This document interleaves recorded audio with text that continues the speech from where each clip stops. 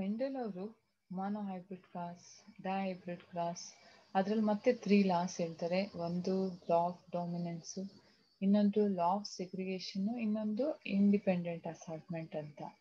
Okay, ಇದರಲ್ಲಿ ಕೆಲವೊಂದು law of dominance ತಗೊಳ್ಳೋದಾದ್ರೆ, ಕೆಲವೊಂದ್ಸಲಿ ಲಾ ಆಫ್ ಡಾಮಿನೆನ್ಸು ಡಾಮಿನೆನ್ಸ್ ಅಂದ್ರೇನು, ಅದ್ರ ನೆಟ್ರೋಸೈಗಸ್ ಕಂಡೀಷನ್ ಇದ್ದಾಗ ಅದ್ರ ಕ್ಯಾರೆಕ್ಟರಿಸ್ಟಿಕ್ ನ ಎಕ್ಸ್ಪ್ರೆಸ್ ಮಾಡೇ ಮಾಡುತ್ತೆ ಅಂತ ಹೇಳ್ತಾರೆ ಅಲ್ವಾ ಲಾ ಆಫ್ ಡಾಮಿನೆನ್ಸ್ ಅಲ್ಲಿ. ಅದು ಕೆಲವೊಂದು ಕಂಡೀಷನ್ ಅಲ್ಲಿ ಅದು ಎಕ್ಸ್ಪ್ರೆಸ್ ಆಗಿಲ್ಲ, ಡಾಮಿನೆನ್ಸ್ ಎಕ್ಸ್ಪ್ರೆಸ್ ಆಗೋದೇ ಇಲ್ಲ. ಈಗ ಪೇರೆಂಟ್ ಇಬ್ರು ಒಂದು ಡಾಮಿನೆಂಟ್ ರಿಸೆಸಿವ್ ಇರುತ್ತೆ, ಆದ್ರೆ ಆಫ್ ಸ್ಪ್ರಿಂಗ್, ಈಗ ಒಬ್ಬರು ಟಾಲು ಒಬ್ರು ಶಾರ್ಟ್ ಇರ್ತಾರೆ ಪೇರೆಂಟ್ ಅನ್ಕೊಳ್ಳಿ. ಈಗ ಆಫ್ ಸ್ಪ್ರಿಂಗು ಇಂಟರ್ಮೀಡಿಯೇಟ್, ಇಬ್ರು ಹೈಟ್ ಅಲ್ಲ, ಇಂಟರ್ಮೀಡಿಯೇಟ್ ಹೈಟ್ ಬರೋ ಅಂಥದ್ದು. ಅದೇಗ್ ಸಾಧ್ಯ ಅದನ್ನ ಹೇಳುತ್ತೆ ಈಗ ಎಕ್ಸ್ಪ್ಲೈನ್ ಮಾಡ್ತಿರೋ ಒಂದು topic. It's a deviation from the Mendel explain ಮಾಡ್ದಿರೋದ್ರಿಂದ, ಯಾವಾಗ ಲಾ ಆಫ್ ಡಾಮಿನೆನ್ಸ್ ಫೇಲ್ ಆಯ್ತಲ್ಲ ಅದ್ರ ಮೂಲಕ ಹೇಳಿರೋ ಅಂಥದ್ದು. That is deviation from the Mendelian principles ಇಂದ. The first one that is incomplete dominance. Law of dominance ನ ಡಿಸ್ಪ್ರೂವ್ ಮಾಡಿದ್ದು ಅಂತ ಒಂದು ಇದು ಇನ್ಕಂಪ್ಲೀಟ್ ಡಾಮಿನೆನ್ಸ್. ಏನು ಇನ್ಕಂಪ್ಲೀಟ್ ಡಾಮಿನೆನ್ಸ್ ಅಂದ್ರೇನು, ಮತ್ತೆ ಮೆಂಡಲ್ಸ್ ಡಿವಿಯೇಷನ್ಸ್, ಮೆಂಡಲ್ ಪ್ರಿನ್ಸಿಪಲ್ಸ್ ಇಂದ ಡಿವಿಯೇಷನ್ ಆಗಿರೋ ಯಾವ್ಯಾವು, ಅದರಲ್ಲಿ ನಾನು ಈ ವಿಡಿಯೋದಲ್ಲಿ ಇನ್ಕಂಪ್ಲೀಟ್ ಡಾಮಿನೆನ್ಸ್ ಬಗ್ಗೆ ತಗೊಂಡಿದ್ದೀನಿ. ಇನ್ಕಂಪ್ಲೀಟ್ ಡಾಮಿನೆನ್ಸ್ ಯಾರು ಹೇಳಿದ್ದು, ಅದಕ್ಕೊಂದು ಎಕ್ಸಾಂಪಲ್ ಏನು, ಅದರಲ್ಲಿ ಯಾವ ಥರದ ಕ್ಯಾರೆಕ್ಟರ್ ತಗೊಂಡಿದ್ದಾರೆ ಅಂತ, ಮತ್ತೆ ಕನ್ಕ್ಲೂಷನ್ ಏನಂತ ಇದ್ರದ್ದು. ಓಕೆ, ನೋಡೋಣ. Deviation from the Mendelian principles. Okay, Mendel principles ಅಂತ ಅಂದರೆ law of dominance, law of segregation ಮತ್ತೆ ಇಂಡಿಪೆಂಡೆಂಟ್ ಅಸಾರ್ಟ್ಮೆಂಟ್ ಅಂತ ಹೇಳಿದ್ರು, ಹೌದಲ್ಲ. 3 ಲಾ ನಾವು ಓದಿದ್ದೀವಿ. ಅದರಲ್ಲಿ ಎಲ್ಲವೂ 100% ಟ್ರೂ ಅಲ್ಲ. ಹಾಗಾಗಿ the Mendel principles of heredity are not universally true in many cases. ಹಾಗಾಗಿ ಅದರಲ್ಲಿ ಕೆಲವೊಂದು ಡಿವಿಯೇಷನ್ಸ್ ಅಕರ್ಸ್. ಆ ಡಿವಿಯೇಷನ್ಸ್ ಯಾವ್ದಂತ ಅಂದರೆ, ಫಸ್ಟ್ ಒನ್ನೇ ಇನ್ಕಂಪ್ಲೀಟ್ ಡಾಮಿನೆನ್ಸ್, ಅದಾದಮೇಲೆ ಕೋಡಾಮಿನೆನ್ಸ್ ಅಂತ, ನೆಕ್ಸ್ಟ್ ಒನ್ನು ಮಲ್ಟಿಪಲ್ ಅಲಿಲಿಸಮ್ ಅಂತ, ನೆಕ್ಸ್ಟ್ ಒನ್ನು ಪ್ಲಿಯೋಟ್ರೋಫಿಸಮ್ ಅಂತ, last one polygenic inheritance. Okay, these are the deviation from the Mendelian principles. Mendelian principles ಅಲ್ಲಿ ಆಫ್ಟರ್ ಪೋಸ್ಟ್ ಮೆಂಡೇಲಿಯನ್ ಅಂತ ವರ್ಕ್ ಅಂತ ಏನು ಹೇಳ್ತೀವಲ್ವಾ, ಯುಗೋ ಡ್ಯೂರಿಸ್, ಕಾರೆನ್ಸ್, ಅವರೆಲ್ಲ ಪ್ರಪೋಸ್ ಮಾಡಿದ್ರು ಕೆಲವೊಂದು ಲಾನ, ಮತ್ತೆ ರೀಡಿಸ್ಕವರ್ ಕೂಡ ಮಾಡಿದ್ರು ಮೆಂಡಲ್ನ. ಹಾಗಾಗಿ ಆಮೇಲೆನೆ ಮೆಂಡಲ್ಗೆ ನಾವು ಫಾದರ್ ಆಫ್ ಜೆನೆಟಿಕ್ಸ್ ಅಂತ ಹೇಳಿದ್ದು 1900 ಅಲ್ಲಿ. ಓಕೆ, ಹಾಗಾದ್ರೆ ಇದರಲ್ಲಿ ನಾವು ಇನ್ಕಂಪ್ಲೀಟ್ ಡಾಮಿನೆನ್ಸ್ ಬಗ್ಗೆ ತಿಳ್ಕೊಳ್ಳೋಣ. ಡಿವಿಯೇಷನ್ಸ್ ಫ್ರಮ್ ದ ಮೆಂಡಲಿಸಮ್ ಅಲ್ಲಿ ಮೆಂಡೇಲಿಯನ್ ಪ್ರಿನ್ಸಿಪಲ್ ನಾವು ಮೆಂಡಲಿಸಮ್ ಅಂತ ಕೂಡ ಕರಿತೀವಿ, ಹೌದಲ್ವಾ. ಇನ್ಕಂಪ್ಲೀಟ್ ಡಾಮಿನೆನ್ಸ್ ಅಂದ್ರೇನು, ಇನ್ಕಂಪ್ಲೀಟ್ ಡಾಮಿನೆನ್ಸ್ ಅಂದ್ರೇನು. ಓಕೆ, ಇದೊಂದು post Mendelian discovery, incomplete discovery. Mendelism deviation ಅಂತ ಅಂದ್ರೆ ಮೆಂಡಲ್ ವರ್ಕ್ ಆದ್ಮೇಲೆ ಡಿಸ್ಕವರ್ ಮಾಡಿರೋದು. ಇದ್ರಲ್ಲಿ ಏನಂತ ಅಂದ್ರೆ ದ 2 ಹಲೀಲ್ಸ್ ಇರುತ್ತೆ, ಅವರು ರಿಸೆಸಿವ್ ಅಲ್ಲ ಮತ್ತೆ ಡಾಮಿನೆಂಟು ಅಲ್ಲ. ಓಕೆ, ಆ ಥರ ಎಕ್ಸ್ಪ್ರೆಸ್ ಮಾಡುತ್ತೆ. ಹೈಬ್ರಿಡ್ ಏನು F1 ಹೈಬ್ರಿಡ್ ಏನು ಪ್ರೊಡ್ಯೂಸ್ ಆಗುತ್ತಲ್ವಾ, it's a mixture of both dominant ಮತ್ತೆ ರಿಸೆಸಿವ್ ಇಬ್ರದ್ದು ಒಂದು ಮಿಕ್ಸ್ಚರ್ ಆಗಿ ಇಂಟರ್ಮೀಡಿಯೇಟ್ ಕ್ಯಾರೆಕ್ಟರ್ ಇರೋ ಒಂದು ಆಫ್ ಸ್ಪ್ರಿಂಗ್ ನ ಪ್ರೊಡ್ಯೂಸ್ ಮಾಡುತ್ತೆ in its heterozygous condition. Parental characteristic only when they are present in the homozygous condition ಮಾತ್ರ ಎಕ್ಸ್ಪ್ರೆಸ್ ಆಗುತ್ತೆ. ವೆನ್ ದ ಗ್ಯಾಮಿಟ್ ಅಥವಾ ಹೆಟ್ರೋಜೈಗಸ್ ಕಂಡೀಷನ್ ಅಲ್ಲಿ ಇದ್ರೆ it produces mixture of both dominant ಮತ್ತೆ ರಿಸೆಸಿವ್ ಕ್ಯಾರೆಕ್ಟರ್ ನ produce ಮಾಡುತ್ತೆ. ಅದನ್ನ ನಾವೇನಂತ ಕರಿತೀವಿ, incomplete dominance. Here the blending ಆಗುತ್ತೆ. ಏನದು ಇನ್ಕಂಪ್ಲೀಟ್ ಡಾಮಿನೆನ್ಸ್ ಅಲ್ಲಿ it's not blending inheritance, because the parental character ಮತ್ತೆ ರೀಅಪಿಯರ್ ಆಗುತ್ತೆ ಇನ್ನು F2 ಜನರೇಷನ್ ಅಲ್ಲಿ. F1 ಜನರೇಷನ್ ಅಲ್ಲಿ ಮಾತ್ರ ಆ ಮಿಕ್ಸ್ಚರ್ ಆಫ್ ಡಾಮಿನೆಂಟ್ ಮತ್ತೆ ರಿಸೆಸಿವ್ ಮಧ್ಯೆ ಆಗುತ್ತೆ. ಅದಕ್ಕೋಸ್ಕರ that what is Mendel incomplete dominance ಅಂದ್ರೆ lack of dominance in F1 hybrid where it tries to express one of the contrasting character of the parent ಒಂದು contrasting ಕ್ಯಾರೆಕ್ಟರ್ನ, ಅದು ಎರಡು, ಈಗ ಯಾವುದೋ ಒಂದು ಹೈಟ್ ಬಗ್ಗೆನೇ ತಗೊಂಡ್ರೆ ಅದನ್ನ ಎಕ್ಸ್ಪ್ರೆಸ್ ಮಾಡಲಿಲ್ಲ F1 ಹೈಬ್ರಿಡ್ ಅಲ್ಲಿ, because it is in heterozygous condition. ಅದನ್ನ ನಾವೇನಂತ ಕರಿತೀವಿ, ಇನ್ಕಂಪ್ಲೀಟ್ ಡಾಮಿನೆನ್ಸ್. ಓಕೆ, ಇದೇ ಲೈನ್ಗಳು ಇಂಪಾರ್ಟೆಂಟು. ನಮ್ಮ ಬೋರ್ಡ್ ಎಕ್ಸಾಮ್ ಅಲ್ಲಿ ಏನ್ ಮಾಡ್ತಾರೆ ಅಂದ್ರೆ ಟೆಕ್ಸ್ಟ್ ಬುಕ್ ಲೈನ್ ನ ಪ್ರಿಪೇರ್ ಮಾಡ್ತಾರೆ ಡೆಫಿನೇಷನ್ಗಳಲ್ಲಿ. ಅದು ಈ ತರದ್ದು ಜೆನೆಟಿಕ್ಸ್ ಅಲ್ಲಿ 1 ಮಾರ್ಕ್ಸ್ ಬರುವಂತ ಚಾಪ್ಟರ್ ಅಲ್ಲಿ ಟೆಕ್ಸ್ಟ್ ಬುಕ್ ಲೈನ್ ನ ಪ್ರಿಫರ್ ಮಾಡ್ತಾರೆ. ಹಾಗಾದ್ರೆ ಆದಷ್ಟು ಟೆಕ್ಸ್ಟ್ ಬುಕ್ಸ್ ಲೈನ್ ನ ಬರೀರಿ. Okay, what is incomplete dominance? Lack of dominance in the F1 hybrid where it fails to express one of the contrasting character of the parent is called incomplete dominance. Incomplete dominance ನ explain ಮಾಡೋಕೆ ತಗೊಂಡಿರುವಂತಹ examples, the inheritance of flower colour in the snapdragon ಅಥವಾ dark flower. ಇದು snapdragon ಅಥವಾ dark flower common name. Antirrhinum ಮಾಜಸ್ತು common name. Snapdragon ಮತ್ತೆ dark flower ಇದು competitive ಎಕ್ಸಾಮಲ್ ಕೂಡ ಇದ್ರ ನೇಮ್ ಕೇಳಿದ್ದಾರೆ. ಹಾಗಾಗಿ ಕಾಂಪಿಟೇಟಿವ್ ಎಕ್ಸಾಮಲ್ ಕೇಳಿದಾಗ ನಾವು ಅಲ್ಲಿ ಇಟಾಲಿಕ್ ಕೂಡ ನೋಡ್ಕೊಳ್ಬೇಕು. ಮತ್ತೆ ಇದು ಸ್ಟಾರ್ಟಿಂಗ್ ಲೆಟರ್ ಕ್ಯಾಪಿಟಲ್ ಇಲ್ಲಿ ಕ್ಯಾಪಿಟಲ್ ಅದನ್ನೆಲ್ಲ ನೋಡ್ಕೊಂಡು ಸರಿ ಅದನ್ನ ಆಯ್ಕೆ ಮಾಡಬೇಕು. ಅಂಡ್ ಇನ್ನೊಂದು ಪ್ಲಾಂಟು ಫೋರೋಫ್ಲಾಕ್ ಪ್ಲಾಂಟು ಮಿರಾಬಿಲಸ್ ಜಲಪ ಅಂತ, ಅದನ್ನ ಕೋರೆನ್ಸ್ ಅವರು ಮಾಡಿದ್ದು. ಕೋರೆನ್ಸ್ ಕೂಡ ಒಬ್ರು Mendelian discoverer. Okay, snapdragon flowers ನೋಡಿ, ಇದು ಸ್ನ್ಯಾಪ್ ಡ್ರ್ಯಾಗನ್ ಅಥವಾ ಡಾಗ್ ಫ್ಲವರ್ ಅಂತ ಕರಿತೀವಿ. ಬಿಕಾಸ್ ಆ ಫ್ಲವರ್ ಆ ಥರ ಇರುತ್ತೆ, ನಾಲ್ಗೆ ತರ ಓಪನ್ ಮಾಡ್ಕೊಂಡಿರೋ ತರ, ಹಾಗಾಗಿ ಅದನ್ನ ಡಾಗ್ ಫ್ಲವರ್ ಅಂತ ಕೂಡ ಕರೀತಾರೆ. ಇನ್ನು ಫೋರೋಫ್ಲಾಕ್ ಪ್ಲಾಂಟ್ ನೋಡಿದ್ದೀರಿ ನೀವು, ಬಾವಿ ಹತ್ರ ಎಲ್ಲ ಬರುತ್ತೆ. ಸಂಜೆ ಮಲ್ಲಿಗೆ ಅಂತ ಕೂಡ ಅಂತಾರೆ. ಇದರಲ್ಲಿ different colour, pink, white, orange ಆ ಥರದ್ದೆಲ್ಲ ಬೇರೆ ಬೇರೆ ವೈಟ್ ಕಲರ್ದು. ಮತ್ತೆ ಅದಾದ್ಮೇಲೆ ಕಾಯಿ ಬಿದ್ದೋದ್ಮೇಲೆ ಒಂದು ಬ್ಲ್ಯಾಕ್ ಕಲರ್ ಒಂದು ಸೀಡ್ ಕೂಡ ಫಾರ್ಮೇಶನ್ ಆಗುತ್ತೆ. ಆ ಸೀಡ್ನ ಹಿಂಗ್ ತೆಗ್ದು ಪೌಡ್ರ್ ತರ ಹಚ್ಕೊಂಡಿರೋದು ಉಂಟು, ಚಿಕ್ಕದ್ರಲ್ಲಿ ಮಾಡಿರ್ತೀರಿ ಇದೆಲ್ಲ ಕೆಲಸ. ಓಕೆ, ಇದು ಮಿರಾಬಿಲಸ್ ಜಲಪ ಅಥವಾ ಫೋರೋಫ್ಲಾಕ್ ಪ್ಲಾಂಟ್ ಅಂತ ಕರಿತೀವಿ. ಓಕೆ, ಇವೆರಡು ಫ್ಲವರ್ಸ್ ಅಲ್ಲಿ ನಾವು ಇನ್ಕಂಪ್ಲೀಟ್ ಡಾಮಿನೆನ್ಸ್ ನ ನೋಡ್ತೀವಿ. ಎಕ್ಸ್ಪ್ಲೈನ್ ಮಾಡಿದವರು ಇನ್ಕಂಪ್ಲೀಟ್ ಡಾಮಿನೆನ್ಸ್ ನ ಕೋರೆನ್ಸ್ ಅನ್ನೋರು. ಓಕೆ, ಹಾಗಾದ್ರೆ ಇನ್ಕಂಪ್ಲೀಟ್ ಡಾಮಿನೆನ್ಸ್ ಒಂದು ಎಕ್ಸಾಂಪಲ್ ನೋಡೋಣ. ಯಾವ್ದು ತಗೊಳ್ತಾ ಇದೀವಿ ಈಗ? ನಾವು ಸ್ನ್ಯಾಪ್ ಡ್ರ್ಯಾಗನ್ ಫ್ಲವರ್ ತಗೊಳ್ತಾ ಇದೀವಿ. ನೋಡಿ, ಇಲ್ಲಿ ರೆಡ್ ಕಲರ್ ಪೇರೆಂಟ್. ಓಕೆ, ಇವೆಲ್ಲ ಇಂಪಾರ್ಟೆಂಟು, ನಾನು ಪ್ರತಿ ಸಲ ಕ್ರಾಸಿಂಗ್ ಅಲ್ಲಿ ಹೇಳ್ತಾ ಇದ್ದೀನಿ. Parent, gametes, phenotype, F1 offspring ಮತ್ತೆ gametes, F2 generation, phenotypic ratio, genotypic ratio, ಇವೆಲ್ಲ ಬರೆದ್ರೆ 5 ಮಾರ್ಕ್ಸ್ ಕೊಡುವಂಥದ್ದು. ಫಸ್ಟ್ ಪೇರೆಂಟ್ ಏನ್ ತಗೊಂಡಿದ್ದಾರೆ? ರೆಡ್ ಕಲರ್ ಮತ್ತೆ ವೈಟ್ ಕಲರ್ ಫ್ಲವರ್. ರೆಡ್ ಕಲರ್ದು ಜಿನೋಟೈಪ್ ಏನಪ್ಪಾ? RR. ಇಲ್ಲಿ ಜಿನೋಟೈಪ್ ಏನು? ವೈಟ್ ಕಲರ್ದು ಸ್ಮಾಲ್ ಆರ್ ಮತ್ತೆ ಸ್ಮಾಲ್ ಆರ್. ಗ್ಯಾಮೆಟ್ಸ್ ಇದು ಹೋಮೋಜೈಗಸ್ ಇಂದ ಒಂದೇ ಟೈಪು, ಕ್ಯಾಪಿಟಲ್ ಆರ್, ಇಲ್ಲಿ ಸ್ಮಾಲ್ ಆರ್. ಇವೆರಡನ್ನ ಸೆಲ್ಫ್ ಫರ್ಟಿಲೈಸೇಷನ್ ಮಾಡಬೇಕು. ಯಾವ ಪ್ರೋಸೆಸ್? ಇಲ್ಲಿ ಸೆಲ್ಫ್ ಫರ್ಟಿಲೈಸೇಷನ್ ಆದಾಗ ಬರೋ ಅಂಥದ್ದು F1 ಜನರೇಷನ್ ಆಫ್ ಸ್ಪ್ರಿಂಗ್ಸ್ ಎಲ್ಲ ಆಲ್ ಆರ್ ಪಿಂಕ್, ಯಾಕಂದ್ರೆ ಹೆಟ್ರೋಜೈಗಸ್ ಕಂಡೀಷನ್ ಇಂದ ಕ್ಯಾಪಿಟಲ್ ಆರ್ ಮತ್ತೆ ಸ್ಮಾಲ್ ಆರ್.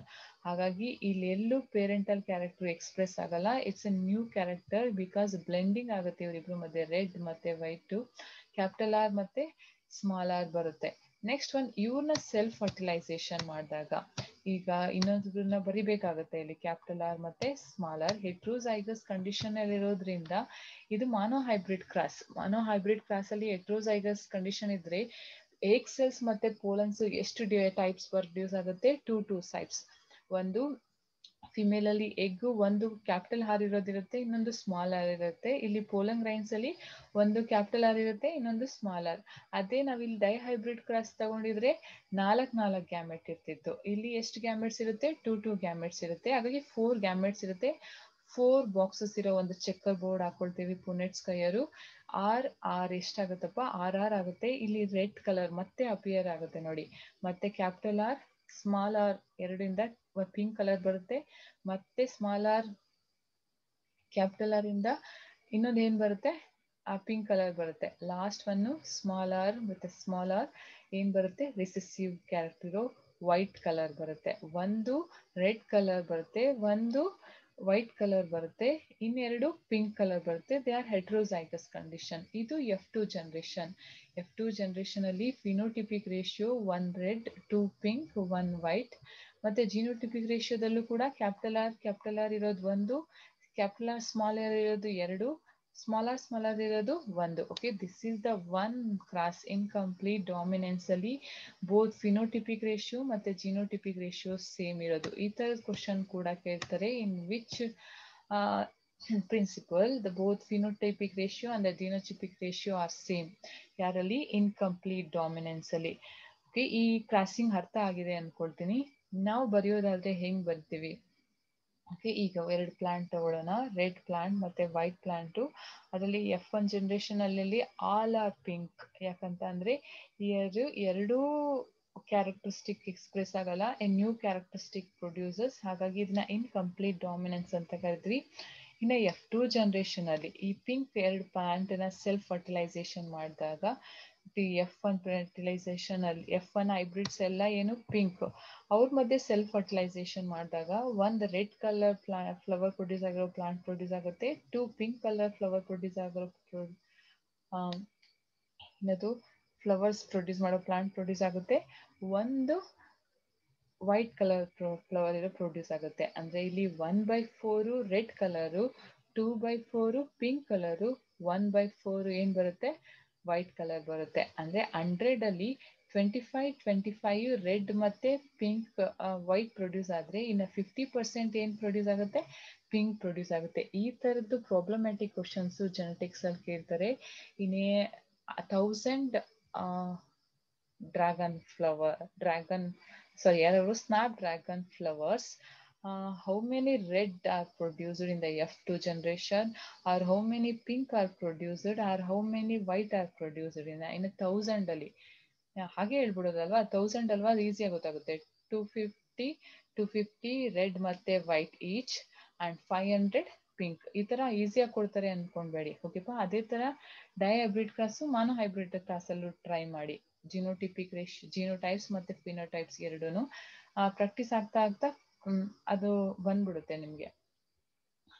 ಇನ್ಕಂಪ್ಲೀಟ್ ಡಾಮಿನೆನ್ಸ್ ನಾವು ಬರೆಯೋದಾದ್ರೆ ಹೋಮೋಸೈಗಸ್ ವೈಟ್ ಮತ್ತೆ ಹೆಟ್ರೋಸೈಗಸ್ ರೆಡ್. ಇಷ್ಟು ಬರೆದ್ರೆ ಸಾಲಲ್ಲಪ್ಪ, ಮುಂದೆ ಬರಿಬೇಕು.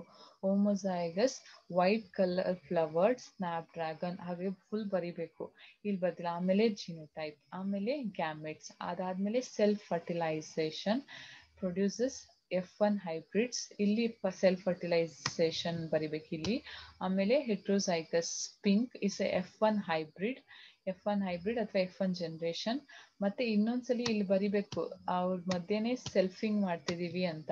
ನಾನು ಪ್ರತಿ ಸಲ ಇಲ್ಲಿ ಬರಿತಾ ಇದ್ದೀನಿ, ನೀವು ಬರ್ಕೊಳ್ಬೇಕು, ಬರಿಲೇಬೇಕು. ಇಲ್ಲಿ ಇದೆಯಲ್ವಾ, ಬುಕ್ಕಲ್ಲಿ ಇದೆಯಲ್ಲ, ಬುಕ್ಕಲ್ಲೂ ಕೂಡ ತಪ್ಪಿದೆ, ನೋಡ್ಕೊಂಡು ಬರಿಬೇಕು. ಬುಕ್ಕಲ್ಲಿ ಅಂದ್ರೆ ಟೆಕ್ಸ್ಟ್ ಬುಕ್ಕಲ್ಲ, ನಿಮ್ ಸ್ಟಡಿ ಮೆಟೀರಿಯಲ್ ಅಲ್ಲಿ. ನೆಕ್ಸ್ಟ್ ಒಂದು ಮೇಲ್ ಗ್ಯಾಮೆಟ್ಸು, ಯಾಕಂದ್ರೆ ಇಲ್ಲಿ ಹೆಟ್ರೋಸೈಗಸ್ ಇರೋದ್ರಿಂದ, ಇದು ಮಾನೋ ಹೈಬ್ರಿಡ್ ಕ್ಲಾಸ್ ಆಗಿರೋದ್ರಿಂದ 4 ಗ್ಯಾಮೆಟ್ಸ್ ಪ್ರೊಡ್ಯೂಸ್ ಆಗುತ್ತೆ. 4 ಗ್ಯಾಮೆಟ್ಸ್ ಅಲ್ಲಿ ನೋಡಿ, ಇಲ್ಲಿ ಮತ್ತೆ ತಪ್ಪಿದೆ. ಯಾರು ಹೇಳ್ತೀರಾ ಎಲ್ಲಿದೆ ಅಂತ ತಪ್ಪು ಹೇಳ್ತೀರಾ? ನೋಡಿ ಇಲ್ಲಿ ತಪ್ಪಿದೆ, ನೋಡಿ ಇಲ್ಲಿ. ಓಕೆ, ನಿಮ್ ಸ್ಟಡಿ ಮೆಟೀರಿಯಲ್ ಇಲ್ಲಿ ತಪ್ಪಿದೆ, ಸರಿ ಮಾಡ್ಕೊಳ್ಬೇಕು. ಓಕೆ, ಕ್ಯಾಪಿಟಲ್ ಆರ್ ಒಂದು ಹೋಮೋಸೈಗಸ್ ರೆಡ್ ಬರುತ್ತೆ. ಈ ಕ್ಯಾಪಿಟಲ್ ಆರ್ ಸ್ಮಾಲ್ ಆರ್ ಜೊತೆ ಮಾಡಿದ್ರೆ ಪಿಂಕ್ ಬರುತ್ತೆ. ನೆಕ್ಸ್ಟ್ ಒನ್ ಈ ಸ್ಮಾಲ್ ಆರ್ ಕ್ಯಾಪಿಟಲ್ ಆರ್ ಬರೆದ್ರೆ ಒಂದು ಪಿಂಕ್ ಬರುತ್ತೆ, ಸ್ಮಾಲ್ ಆರ್ ವೈಟ್. ಓಕೆ, ಈ ತರದ್ದು ಮಾನೋ ಹೈಬ್ರಿಡ್ ಅಲ್ಲೂ ಒಂದು ಮಿಸ್ಟೇಕ್ ಇತ್ತು. ಅಲ್ಲಿ ಟಿ ಇಲ್ಲಿ ಬರುತ್ತಲ್ವಾ, ಟಿ ಅಲ್ಲಿ ಕ್ಯಾಪಿಟಲ್ ಟಿ ಸ್ಮಾಲ್ ಟಿ ಇದೆ, ಅದನ್ನ ಕರೆಕ್ಟ್ ಮಾಡ್ಕೊಳ್ಬೇಕು ಮಾನೋ ಹೈಬ್ರಿಡ್ ಕ್ರಾಸ್ ಅಲ್ಲಿ. ಇಲ್ಲಲ್ಲ, ಇಲ್ಲಿ ಸರಿ ಮಾಡಿದೀನಿ ನೋಡಿ, ಇಲ್ಲಿ ನಿಮ್ ಬುಕ್ಕಲ್ಲೂ ಸರಿ ಮಾಡ್ಕೊಳ್ಳಿ. Phenotypic ratio is 1:2:1. Red 1, pink 2, white 1. Genotypic ratio 1:1 capital r 2 capital R small r pink ಕಲರ್ದು, 1 ಸ್ಮಾಲ್ ಆರ್. ಇದಿಷ್ಟು ಇನ್ಕಂಪ್ಲೀಟ್ ಡಾಮಿನೆನ್ಸು. ಹೇಗೆ ಕೇಳ್ತಾರೆ, what is incomplete dominance, explain with a dog flower ಅಥವಾ ಸ್ನ್ಯಾಪ್ ಡ್ರ್ಯಾಗನ್ ಫ್ಲವರ್ ಅಥವಾ antirrhinum majus ಅಥವಾ mirabilis jalapa ಅಂತ ಕೇಳ್ತಾರೆ. Okay, ಈ ಇನ್ಕಂಪ್ಲೀಟ್ ಡಾಮಿನೆನ್ಸ್ ಅಲ್ಲಿ both the parental characters are not expressed in the F1 generation but the reappear in the F2 generation. ಈಗಂತ ಹೇಳಿ conclude ಮಾಡ್ಬೇಕು. ಅಲ್ಲಿ ಏನ್ ಹೇಳಿದ್ನೋ ಅಲ್ಲಿ 2 ಲೈನ್ ಅಲ್ಲಿ ಇದೆ. When homozygous red flower variety is crossed with the homozygous white color variety in the F1 generation, pink varieties are formed. Okay, this is because of incomplete dominance where the allele R for red color of the flower is incompletely dominant over the allele R for white color of the flower. When F1 pink color variety is subjected to self-fertilization in F2 generation, red, pink ಮತ್ತು white color varieties are formed in a ratio 1:2:1. Okay, ಇದಿಷ್ಟು ಬರಿಬೇಕು. ಇಲ್ಲಿಗೆ deviation from the Mendelian principles ಅಲ್ಲಿ first one incomplete dominance complete ಆಗಿದೆ. Very important one ಇದು. ಆ checker board ಬರೆಯೋದು, cross ಬರೆಯೋದು ಅದೆಲ್ಲ 2 ಟೈಮ್ಸ್ ಆದರೂ ನೀವು ನೋಟ್ಸಲ್ಲಿ ಬರಿಬೇಕು, ಅಸೈನ್ಮೆಂಟಲ್ಲಿ ಬರಿಬೇಕು, ಬರೆದು ಚೆಕ್ ಮಾಡಬೇಕು. ಅದರಲ್ಲಿ ಪೇರೆಂಟ್ಸ್ ಬರಿಬೇಕು ಫಸ್ಟು, ಆಮೇಲೆ ಪೇರೆಂಟ್ ಜಿನೋಟೈಪ್ ಬರಿಬೇಕು, ಆಮೇಲೆ ಗ್ಯಾಮಿಟ್ಸ್ ಬರಿಬೇಕು, ಆಮೇಲೆ ಸೆಲ್ಫ್ ಫರ್ಟಿಲೈಸೇಷನ್ ಬರಿಬೇಕು, ಆಮೇಲೆ F1 ಜನರೇಷನ್ ಬರಬೇಕು, ಮತ್ತೆ F1 ಮಧ್ಯೆ ಸೆಲ್ಫಿಂಗ್ ತೋರಿಸ್ಬೇಕು ಅಥವಾ ಸೆಲ್ಫ್ ಪಾಲಿನೇಷನ್, ಅದಾದ್ಮೇಲೆ ಗ್ಯಾಮೆಟ್ಸ್ ಬರಿಬೇಕು. ಮತ್ತೆ ಆ ಗ್ಯಾಮೆಟ್ಸ್ ಆದ್ಮೇಲೆ ಆಮೇಲೆ ಚೆಕ್ಕರ್ ಬೋರ್ಡ್ ಹಾಕ್ಬೇಕು. ಚೆಕ್ಕರ್ ಬೋರ್ಡ್ ಆದ್ಮೇಲೆ ಲಾಸ್ಟ್ಗೆ ಫಿನೋಟಿಪಿಕ್ ರೇಷಿಯೋ ಮತ್ತೆ ಜಿನೋಟಿಪಿಕ್ ರೇಷಿಯೋ ಅವ್ರಿಗೆಲ್ಲ ಒಂದೊಂದು ಮಾರ್ಕ್ಸ್ ಇರುತ್ತೆ. ಜಿನೋಟಿಪಿಕ್ ರೇಷಿಯೋ ಫಿನೋಟಿಪಿಕ್ ರೇಷಿಯೋಗೆ ಒಂದೊಂದು ಮಾರ್ಕ್ಸ್ ಇರುತ್ತಪ್ಪ. ಹಾಗಾಗಿ ನೀಟಾಗಿ ಬರೆದು, ಈಗ RR ಅಂದ್ರೇನೋ ಪಕ್ಕದಲ್ಲಿ ಬರಿಬೇಕು. ಚೆಕ್ಕರ್ ಬೋರ್ಡಲ್ಲಿ ಬರೆದ್ರೆ ಎಲ್ಲ ಅಲ್ಲೇ ಏನದು ಕಚಿಪಿಚಿ ಅನ್ಸುತ್ತೆ ಅಂದ್ರೆ ಸೈಡಲ್ಲಿ ಬರಿಬೇಕು. RR ಅಂದ್ರೇನು, ಕ್ಯಾಪಿಟಲ್ R ಸ್ಮಾಲ್ r ಅಂದ್ರೇನು, ಸ್ಮಾಲ್ r ಅಂದ್ರೇನು ಅದೆಲ್ಲ ಬರಿಬೇಕು. ಓಕೆ, PR GR ಅಂತ ಬರಿಬಾರ್ದು, ಫಿನೋಟಿಪಿಕ್ ರೇಷಿಯೋ ಜಿನೋಟಿಪಿಕ್ ರೇಷಿಯೋ ಅಂತ ಫುಲ್ ಫಾರ್ಮ್ ಅಲ್ಲಿ ಬರಿಬೇಕು. ಇಲ್ಲಿಗೆ ಇನ್ಕಂಪ್ಲೀಟ್ ಡಾಮಿನೆನ್ಸ್ ಕಂಪ್ಲೀಟ್ ಆಯ್ತು.